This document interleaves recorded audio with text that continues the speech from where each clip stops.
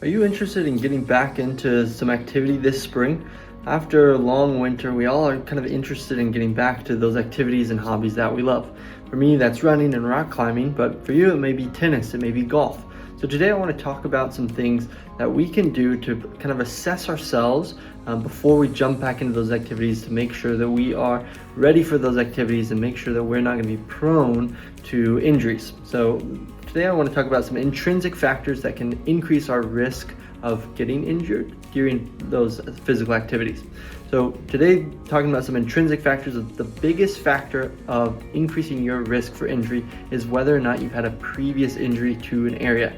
So if you have sprained your ankle and you're trying to get back into running, that's the area that you would want to focus on the most, of assessing its movement, assessing its strength, to make sure that there's no imbalance in either of those, to make sure you can get back to running without increasing the odds of you re-injuring that ankle. Now, another intrinsic factor are going to be things like your actual range of motion. So if you've got asymmetries in the motion of your joints, so if you're trying to get back into tennis and you've got a lot more motion in one shoulder than you do in the other, that's something that you'll want to work on, try and get yourself a little more balanced before getting back out on the court and playing. Now, the other area that we can get asymmetry in is in our strength. So even if you can move equally across those joints, it's also important that you've got the same strength in those joints.